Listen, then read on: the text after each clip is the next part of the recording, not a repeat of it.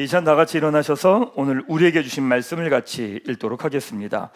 우리에게 주신 말씀은 창세기 27장 1절부터 4절까지 말씀입니다. 이 말씀 통해서 살아계신 하나님의 음성을 다 함께 들을 수 있기를 바랍니다. 우리 1절부터 말씀을 함께 읽도록 하겠습니다. 이삭이 나이가 많아 눈이 어두워 잘 보지 못하더니 맏아들 에서를 불러 이르되 내 아들아 하매 그가 이르되 내가 여기 있나이다 하니 이삭이 이르되 내가 이제 늙어 어느 날 죽을는지 알지 못하니 그런즉 내 기구 곧 화살통과 활을 가지고 들에 가서 나를 위하여 사냥하여 내가 즐기는 별미를 만들어 내게로 가져와서 먹게 하여 내가 죽기 전에 내 마음껏 내게 축복하게 하라. 아멘. 네, 그 자리에 앉으시기 바랍니다. 가슴에 손을 대고 제가 하는 선포 따라하겠습니다. 나는 모든 신령한 복을 가졌습니다. 나는 거룩하고 흠이 없는 존재입니다. 나는 만물을 다스리는 권세를 가졌습니다. 그것을 누리며 살아갈 것입니다. 아멘. 네, 감사합니다. 지난 월요일에 부산에 강의가 있어서 내려갔는데 거기에서 25년 전에 제자를 만났습니다. 그러니까 제가 전도사 사역을 처음 할 때 있었던 중학교 3학년 된 학생이었던 거죠. 25년이 지나서 만났습니다. 그래서 전 보기에는 어린아이 같은데 몇 살이라고 물어봤더니 38이라고 하더라고요. 시간이 참 많이 지난 겁니다. 이런저런 이야기를 함께 나누다가 저한테 이제 마지막에 그런 이야기 하는 거예요.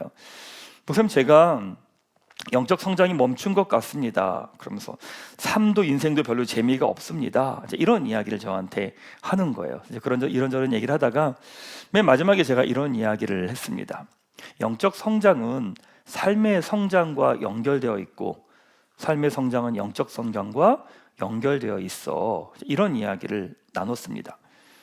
영적으로 성장할 때는요, 그 믿음을 가지고 내 삶에서 믿음의 돌파가 일어나야 합니다.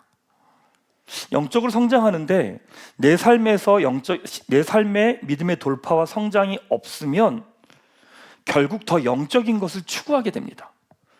근데 영적인 것을 추구하다 보면 믿음은 좋아 보이는데 삶이 엉망이 됩니다. 그래서 건강한 신앙은 영적인 성장이 이루어져 갈 때 그 믿음을 가지고 내 삶의 자리에서 믿음의 돌파가 일어나야 됩니다. 하나님을 향한 믿음이 성장해 가면서 그것이 교회 가운데, 가정 가운데, 직장 가운데 믿음의 돌파가 일어날 때 놀랍게도 우리 안의 영적 성장도 함께 경험하게 됩니다. 내가 영적으로 막혀 있고 내가 영적 성장이 정체되어 있다라고 생각된다면 다른 것이 아니라 내 삶의 어느 영역이 막혀 있다는 의미입니다. 가정과 교회와 학교와 직장과 삶의 자리에서 내가 돌파해야 될 영역을 돌파하지 않았기 때문입니다. 반대로 삶에서 문제가 없습니다. 잘 지내는 것 같습니다. 근데 내 삶이 왠지 막혀 있는 것 같다라고 생각될 때는 동일하게 영적인 돌파가 일어나야 될 시기이기도 한 거죠. 그래서 부산에 있던 제자와 이런저런 이야기를 나누면서 삶에서 돌파해야 될 숙제를 하나 주고 왔습니다. 그래서 7월까지 그 숙제를 돌파하고 그 결과물을 저한테 사진으로 찍어서 보내라고 숙제를 줬습니다. 그러려면 계획을 세워야 됩니다. 그 준비를 해야 됩니다. 그리고 자신의 삶을 정돈해 가야 합니다. 하나님을 향한 믿음을 가지고 내 삶을 정돈하며 내 삶의 현장에서 믿음의 돌파를 경험할 때 놀랍게 하나님의 살아계심을 더 깊이 경험하게 되어 있습니다. 사랑하는 여러분, 여러분들은 어떠십니까? 지금 여러분의 영적으로 성장하고 있다라고 느끼십니까? 아니면 영적으로 정체되어 있다라고 생각이 드십니까? 내 삶의 자리에서 풀어내고 돌파하지 않고 있다는 의미입니다. 하나님을 향한 믿음으로 여러분의 교회와 가정과 직장과 학교에서 돌파해야 될 영역은 어떤 영역입니까? 하나님을 향한 믿음으로 나아가시기 바랍니다. 돌파하시기 바랍니다. 여러분들 영혼이 회복되고 살아날 것입니다. 지난주부터 예배자 야곱이라는 주제를 가지고 야곱에 대한 말씀을 함께 나누고 있습니다. 지난주 말씀 통해서 야곱은 장자권을 얻기 위해서 얻으려고 하는 야곱의 열망을 받지요. 야곱은 우리와 너무나 비슷한 사람입니다. 하나님을 향한 열망이 있습니다. 믿음이 있습니다. 그런데 결정적인 순간에 사용하는 방법은 인간적입니다. 자기중심적입니다. 자기의 수단과 방법을 사용하죠. 하나님에 대한 은혜에 대한 목마름과 갈망함은 있지만 그가 사용하는 방법은 너무나 이기적입니다. 어쩌면 그것이 당연한 것일 수 있습니다. 우리도 마찬가지죠. 하나님을 사랑합니다. 하나님에 대한 목마름과 갈망함이 있습니다. 그런데 어떤 누구도 처음부터 100% 하나님의 방법과 수단을 가지고 사용하는 사람은 없습니다. 여러분 안에, 우리 모두 안에 하나님을 향한 목마름과 갈망함이 있습니다. 하나님의 뜻대로 풀어가고 싶어하는 마음이 있습니다. 그런데 어떻게 해야 될지를 모릅니다. 그러니까 내가 아는 방법을 가지고 사용해 보는 거죠. 내가 아는 방법을 가지고 달려가 보는 거죠. 아마 야곱은 그렇게 하는 것이 하나님의 뜻을 이루는 것이라고 생각했을 수도 있습니다. 하지만 감사한 건 하나님은 우리의 실수와 연약함과 부족함을 보시는 것이 아니라 하나님을 향한 우리의 그 열망을 보신다는 거예요. 참 놀랍지 않습니까? 그 열망은 이미 우리에게 주신 겁니다. 창조될 때부터 주신 열정과 열망입니다. 근데 하나님은 하나님이 우리에게 주시고 그 열망을 보시면서 기뻐하신다는 거예요. 너에게 왜 그 열망이 없어? 야단치시는 게 아니라 그 열망을 보고 하나님은 기뻐하신다는 겁니다. 우리의 실패, 우리의 실수, 우리의 어리석음, 그것이 아니라 하나님을 향한 그 열정을 바라보며 하나님이 기뻐하신다는 겁니다. 이 모든 과정을 지나며 최고의 예배자로 야곱을 세워가고 계시고 우리도 그렇게 세워가고 계시다는 겁니다.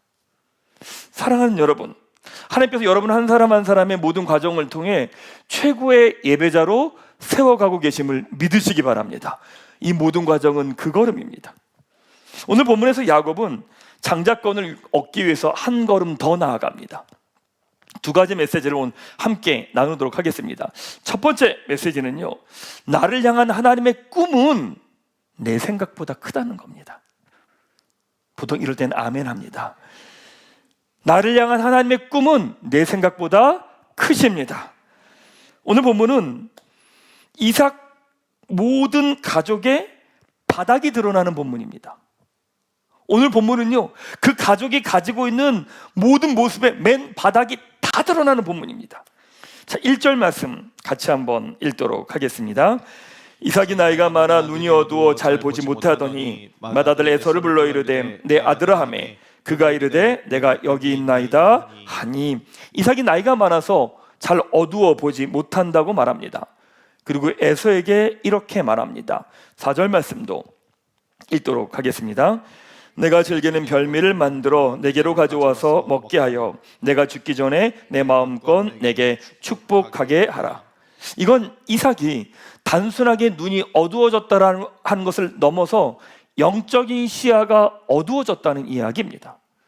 분명히 이삭도 알고 있습니다. 하나님의 순서가 야곱에게 먼저 있다라고 하는 것을 압니다. 그런데 이삭은 거기에 관심이 없습니다. 단지 자기가 먹기에 좋아하는 것, 먹는 것을 좋아하는 것, 그것을 가져다 주는 에서에게 축복을 해주겠다고 이야기합니다. 믿음의 사람인 것처럼 보이지만 결국엔 자기의 먹는 것으로 기쁨을 삼고 그것으로 축복하겠다고 하는 겁니다. 이삭의 바닥이 드러나 버리죠. 그 다음에 리브가의 바닥이 드러나 버립니다. 이삭이 에서를 축복하겠다는 이야기를 듣고 야곱을 사랑하는 리브가가 계획을 짭니다. 8절 말씀 한번 같이 읽도록 하겠습니다. 그런즉 내 아들아 내 말을 따라 내가 내게 명하는 대로라고 말합니다. 리브가는 남편 이삭을 속이고 계획을 주도합니다. 그 심지어 이런 말을 합니다. 13절 말씀 같이 한번 읽겠습니다. 어머니가 그에게 이르되 내 아들아 너의 저주는 내게로 돌리리니 내 말만 따르고 가서 가져오라 라고 말합니다. 리브가는 야곱을 위해서 거짓 말하는 것을 서슴지 않고 그거에 대한 대가를 치르겠다고까지 이야기를 합니다. 정말 리브가는 그 대가를 치르게 됩니다. 이 사건으로 인해서 더 이상 야곱을 보지 못하게 됩니다. 리브가의 바닥이 드러나죠. 그 다음에 에서의 바닥이 드러납니다. 야곱이 축복받았다는 이야기를 듣고 에서가 이렇게 말합니다. 41절 말씀 같이 한번 41절 말씀을 함께 읽도록 하겠습니다. 그의 아버지가 야곱에게 축복한 그 축복으로 말미암아 에서가 야곱을 미워하며 심중에 이르기를 아버지가 곡할 때가 가까웠은즉 내가 내 아우 야곱을 죽이리라 하였더니 에서가요 자기의 이익이 침해되니까 달려듭니다. 그리고 심지어 야곱을 죽이겠다고 계획을 세웁니다. 이삭의 바닥이 드러납니다. 리브가의 바닥이 드러납니다. 에서의 바닥이 드러납니다. 이 모든 일이 진행되면서 가족의 모든 바닥이 다 드러납니다. 근데 그 가운데 제일 안타까운 건 누구냐? 야곱입니다. 야곱의 바닥이 드러납니다. 15절 16절 말씀 같이 한번 읽도록 하겠습니다. 리브가가 집안 자기에 있는 그의 맏아들 에서의 좋은 의복을 가져다가 그의 작은 아들 야곱에게 입히고 또 염소 새끼의 가죽을 그의 손과 목에 매끈매끈한 곳에 입히고 야곱은요 축복을 받기 위해서 다른 사람이 되어야 했습니다. 다르게 말하면 자기 정체성을 부정해야 되는 거죠. 내가 아니어야만 축복을 받을 수 있는 상황이 된 겁니다. 야곱은 자기 자신을 부인합니다.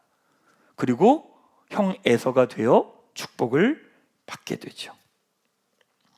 이삭, 리브가 에서의 바닥보다 야곱의 바닥이 더 초라하고 비참한 것은 축복을 받겠다고 자신의 존재 그 자체를 부정해버리는 겁니다. 축복을 받겠다고 자기의 정체성 자체를 부정해버린 겁니다. 물론 우리도 자기 부인을 하죠. 그걸 십자가라고 이야기합니다. 근데 우리의 자기 부인은 정체성에 대한 부인이 아닙니다. 우리의 죄된 습관에 대한 부인인 거죠. 야곱은 축복을 받기 위해서 자기 존재 자체를 부정해버립니다. 근데 존재 자체에 대한 부정은 하나님에 대한 부정이기도 한 겁니다. 우리의 모습이 야곱의 집안과 이삭의 집안과 야곱의 모습과 너무 똑같을 때가 많은 거예요. 가정 가운데서 우리의 모든 밑바닥이 다 드러납니다. 아무리 나이스하게 보이고 괜찮아 보이다도 결정적인 순간에 가족의 밑바닥이 다 드러나 보입니다. 우리는 또 치열한 삶의 현장에서 살아가죠. 근데 그곳에서 하나님의 사람으로 살아가야 합니다. 놀랍게도 세상은 우리에게 다른 모습을 요구합니다. 세상은 이 세상의 방식으로 살아가라고 요청합니다. 세상의 방식대로 말하고 행동하고 결정하고 선택하라고 이야기합니다. 이게 우리 신앙의 고민입니다. 그래서 우리는 세상을 예배할 때, 세상의 가치들을 추구할 때 우리의 정체성을 버리기도 합니다. 예전에 어떤 집사님이 회사에서 심층 면접을 보는데 중간에 휴식 시간에 옥상에서 올라갔는데 거기서 면접관을 만났답니다. 근데 면접관이 거기서 담배를 피다가 자연스럽게 그 집사님한테 담배를 이렇게 건네주더랍니다. 근데 그 순간 그 집사님의 생각이 별의별 생각이 다 들더랍니다. 이걸 받아야 돼? 말아야 돼? 안 받으면 감점을 받을 텐데 괜찮나? 받아야 되나? 말아야 되나? 나 교회 다니는데 신앙 있는데 이걸 받아야 돼? 말아야 돼? 그 짧은 시간, 담배를 건네고 받는 그 시간은 얼마 안 되는 5초 요 정도 되는 그 시간에 정말 별의별 생각이 다 들더랍니다. 근데 놀라운 건 어느새 그 담배를 받고 있더랍니다. 그 담배를 받고 아무렇지도 않게 담배를 입에다 대고 있더래요. 그 집사님이 심지어 담배도 안 피는 사람이었어요. 더 억울한 건 뭔지 아세요? 그 회사에서 떨어졌어요. 신앙생활할 때 가장 속상한 건 내 바닥이 드러날 때입니다. 좀 괜찮아진 것 같고 신앙이 성장한 것 같고 이제 조금 믿음의 사람인 것 같아 보이는데 여전히 나의 죄된 습관으로 똘똘 뭉쳐진 내 모습을 보게 될 때가 있습니다. 그리고 낙심합니다. 절망합니다. 더 이상 답이 없나 나는? 안 되나 무너져 버리죠. C.S. 루이스가 쓴 책 중에 헤아려 본 슬픔이라고 하는 책이 있습니다. C.S. 루이스는 평생 독신으로 살다가 50대 후반에 조이 데이비드먼이라고 하는 여성을 만나서 사랑을 하고 결혼을 합니다. 근데 결혼하고 나서 얼마 안 돼서 아내가 암에 걸려서 4년 만에 세상을 떠나게 되죠. C.S. 루이스는 철저하게 이성 중심적인 사람입니다. 논리적이고 이성적이고 논리적인 언어로 하나님을 변증했던 사람이 C.S. 루이스입니다. 근데 그가 사랑하는 존재를 잊어버리고 삶의 절대적인 바닥에 처박히니까 자기가 가지고 있던 모든 자부심들이 다 무너져 버리는 거예요. 그 논리적으로 이야기하고 평가하고 설명했던 그 모든 것들이 자기의 바닥에 그 순간을 보는 순간 그것이 아무것도 아니었구나라고 하는 걸 깨닫게 됩니다. 그때 썼던 책이 바로 헤아려 본 슬픔이라고 하는 책입니다. 그 책에 이런 내용이 있습니다. 인생의 진짜 바닥에 주저앉았을 때 내가 쌓아 올린 신앙적 수단과 확신들은 고작 카드로 만든 집, 그러니까 주저앉기 쉬운 약한 구조물이라는 뜻입니다. 불과했음이 드러났다. 하나님이 내 바닥을 완전히 드러내실 때 그 문은 사정없이 쾅하고 닫힌다. 안에서 빗장을 지르고 소리가 들리고 그 후에는 긴 침묵이 이어진다. 내 잔머리와 경건의 껍데기가 다 깨어진 자리에서 남는 것은 오직 비참한 나의 것의 공포뿐이다. 사랑하는 여러분, 하나님께서 우리 인생의 밑바닥을 드러내실 때가 있습니다. 나는 괜찮다라고 이야기하고 나이스하게 이야기하고 난 잘 가고 있다라고 생각하지만 하나님께서 우리 인생의 밑바닥을 드러내실 때가 있습니다. 혹시 이것 때문에 지난 한 주의 시간 동안 힘든 시간을 보내셨던 분들 계십니까? 초라한 내 모습 때문에, 정말 바닥까지 본 내 모습 때문에 안타까워서 낙심한 분들 계십니까? 이삭과 리브가와 에서와 야곱의 모든 바닥이 비참하게 드러난 그 순간, 놀랍게도 그때 하나님의 꿈이 선포됩니다. 야곱의 바닥이 드러나는 순간 하나님은 야곱을 향한 하나님의 꿈을 이야기하십니다. 28장 3절 4절 말씀 같이 한번, 28장 3절 4절 말씀 우리 한번 같이 말씀을 읽도록 하겠습니다. 전능하신 하나님이 내게 복을 주어서 내가 생육하고 번성하게 하여 내가 여러 족속을 이루게 하시고 아브라함에게 허락하신 복을 내게 주시되 너와 함께 내 자손에게도 주사 하나님이 아브라함에게 주신 땅 곧 내가 거류한 땅을 내가 차지하게 하시기를 원하노라. 야곱이 가진 하나님의 열망의 수준은요, 아마 에서 수준의 복이었을지도 모릅니다. 그러기에 이삭은 야곱에게 축복을 해줄 때 에서 수준의 축복을 해주었죠. 그래서 이삭의 가족의 모든 바닥이 드러날 때, 야곱의 바닥이 드러날 때 하나님은 이삭과 야곱을 향한 하나님의 꿈을 알려주십니다.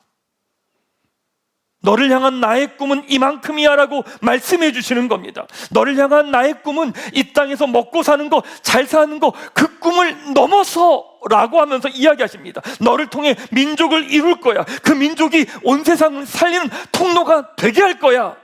아멘. 이 축복입니다. 요셉도 감옥에서 술 맡은 관원장의 꿈을 풀어주면서 요셉이 가졌던 꿈은 그냥 집에 가는 겁니다. 고향에 가는 겁니다. 근데 하나님은 요셉을 통해서 이스라엘의 구원을 꿈꾸시고 하나님의 나라를 꿈꾸시는 거예요. 사랑하는 여러분, 여러분을 향한 하나님의 꿈은 여러분의 생각보다 크심을 믿으시기 바랍니다. 여러분을 통해 여러분의 가정을 보십니다. 여러분을 통해 여러분의 집안을 보십니다. 여러분을 통해 교회 공동체를 보십니다. 여러분을 통해 여러분의 서 있는 직장을 보십니다. 여러분을 통해 이 나라를 보십니다. 여러분을 통해 이 민족을 보십니다. 그게 하나님의 꿈입니다. 이것을 믿음으로 받아들이시기 바랍니다. 이제 옆에 있는 분에게 이렇게 선포하십시다. 당신을 향한 하나님의 꿈은 생각보다 큽니다 라고 선포해 주십시오. 당신을 향한 하나님의 꿈은 당신의 생각보다 큽니다.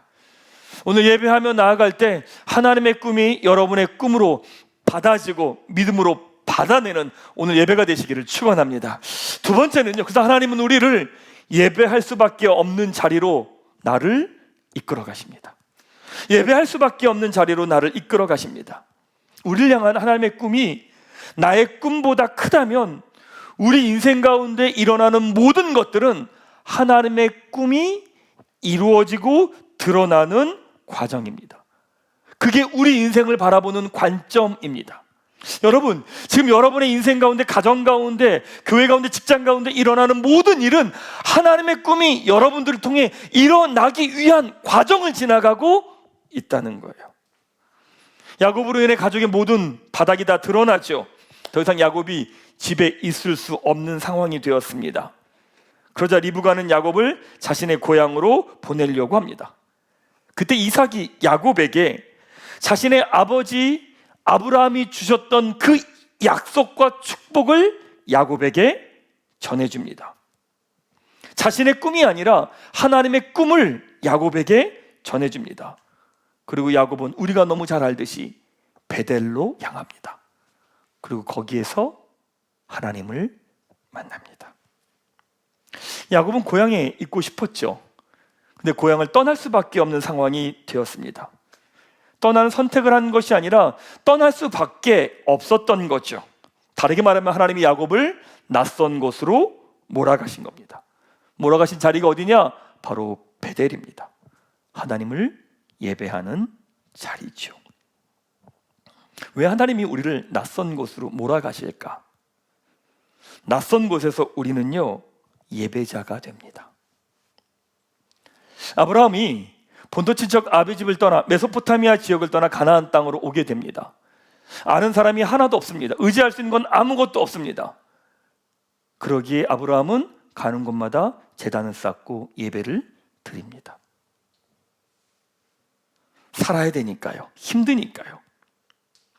돌아보면 우리는 낯선 곳에 가면 예배자가 됩니다. 하나님의 은혜를 구하게 됩니다. 상황이, 환경이 우리를 예배자로 만드는 거죠. 어려운 일 생기면 알아서 아침 예배 나옵니다. 오지 말라고 그래도 나옵니다. 문 열고 들어오면 불안합니다. 근데 일 생기면 다 나옵니다. 힘든 일 생기면 하나님을 붙들 수밖에 없거든요. 힘들고 어려운 일이 생겼는데 예배하지 않는다는 건 그만큼 힘든 게 아니라는 의미이기도 합니다. 여러분, 바로 그것이 고난의 축복입니다. 고난은 우리로 하여금 베델로 갈 수밖에 없게 하죠. 하나님을 만나는 자리로 우리를 부르십니다. 놀랍게도 그 과정을 지나면 우리는 예배자가 되어 있습니다. 하나님이 우리를 낯선 곳으로 이렇게 몰아가실 때 우리의 죄된 습관은요, 익숙한 곳으로 가려고 합니다. 피하고 외면하는 거죠. 근데 더 중요한 건 환경의 문제가 아니라 마음의 문제라는 겁니다. 늘 내가 살아오던 삶의 모습이 있는데 하나님이 우리를 낯선 환경으로 몰아가시면 우리는 낯선 곳을 피해서 익숙한 곳으로 향하게 됩니다. 예전에 어떤 집사님이 다른 사람들과 교제하고 관계하는 게 너무 불편하고 힘든 거예요. 익숙하지 않은 것이죠. 그러니까 어쩌지 하다 보니까 다른 사람들과 관계할 수밖에 없는 상황으로 하나님이 몰아가십니다. 그러니까 함께하지 않는 분인데 함께하는 상황이 되니까 그 상황이 너무 불편하고 낯선 거예요. 그래서 그분이 어떻게 한 줄 아십니까? 교회로 옮겨버립니다. 극단적인 것처럼 보이십니까? 아닙니다.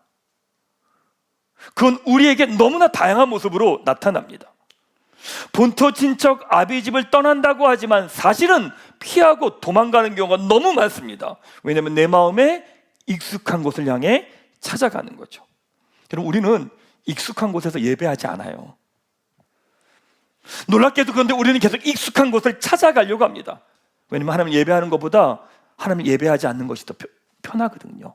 더 좋거든요. 사람이 우리를요, 익숙하지 않은 곳으로, 낯선 곳으로 계속 몰아가십니다. 하나님 없이는 살 수 없는 곳으로 우리를 막 몰아가십니다. 왜냐하면 그래야 그 자리에서 하나님을 예배하게 되거든요. 하나님을 찾게 되거든요.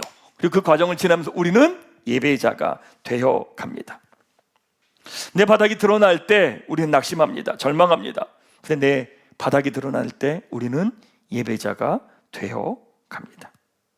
놀랍게도 예배하는 자리는 내 꿈이 아니라 하나님의 꿈을 꾸게 되는 자리죠.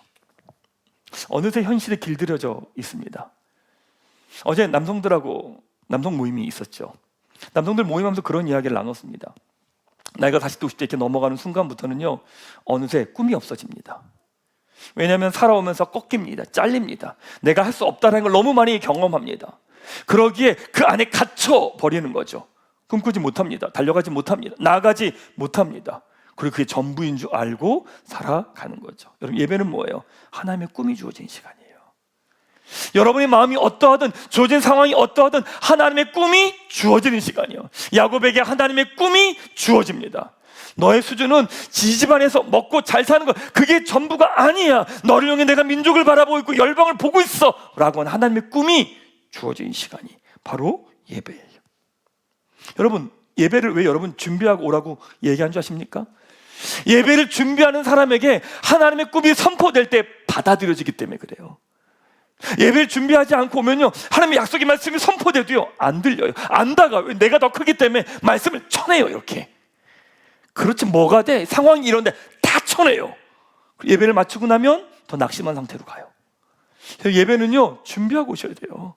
준비할 때 내 상황이 어떠하든 하나님의 꿈이 선포될 때 그 꿈이 나의 꿈이 되기 시작해요. 그 다시 꿈을 꿔요. 다시 시작해요. 다시 나아가, 다시 달려가게 돼 있는 거죠. 우리 꿈이 박살나고 깨어집니다. 그리고 하나님 우리를 예배의 자리로 이끌어 가시죠. 그리고 그 자리에서 내 꿈이 아니라 하나님의 꿈을 꾸게 됩니다. 사랑하는 여러분, 고난 가운데 계십니까? 더 이상 나에게 답이 없는 상황으로 이렇게 몰려가고 계십니까? 하나님 여러분들요 예배자로 부르시는 겁니다. 예배자로 부르시는 겁니다. 세상은 몰려갈 때 방법이 없어요. 방법이 없어요. 더 난리를 치는 거죠. 더 무너져 가는 겁니다. 여러분, 하나님이 고난을 여러분에게 답이 없는 곳으로 몰아가시는 건 하나님이 예배의 자리를 여러분들 부르시는 거예요. 그래서 하나님이 너의 꿈이 아니라 내 꿈을 주겠다고 여러분들을 부르시는 거예요. 자기 머리 굴리고 계산하면서 자기 수준의 꿈을 꾸던 야곱을 예배의 자리로 부르십니다. 그리고 하나님이 야곱에게 하나님의 꿈을 던지시죠. 사랑하는 여러분, 고난의 자리 가운데 더 이상 머리 굴리지 마십시오. 나에게 편한 곳으로 향하려고 하지 마십시오. 오히려 하나님을 예배할 수밖에 없는 자리에 서십시오. 그 예배하는 자리에 나아가십시오. 그리고 하나님의 꿈이 나의 꿈이 되기를 기도하며 믿음으로 받으십시오. 오늘 야곱에게 주셨던 하나님의 그 꿈이 여러분의 꿈이 되기를 주님의 이름으로 축원합니다. 말씀을 좀 마무리하도록 하겠습니다. 하나님 우리를요 예배자로 이렇게 세워가세요. 예배자로 이렇게 몰아가세요. 우리가 쓰는 방법은 되게 서툴어요. 당연해요. 우리가 하나님께 영광을 돌리겠다고 하지만 우리가 쓰는 방법은 되게 이기적이에요. 우리 잘 모르니까. 근데 이런 모든 시간들을 지나면서 하나님이 우리 모두를 다 예배하는 사람으로 이렇게 세워 가시죠. 하나님이 우리를 왜 예배자로 세워 가시는 줄 아십니까? 하나님 앞에서 전심으로 예배하는 사람만이 내가 서 있는 가정과 직장과 학교와 그 자리에서 전심으로 살아갈 수 있기 때문에 그래요. 예배는 나의 모든 것을 온전히 내어 드리는 겁니다. 우리 자녀들이 예배자가 되길 우리 기도하셔야 됩니다.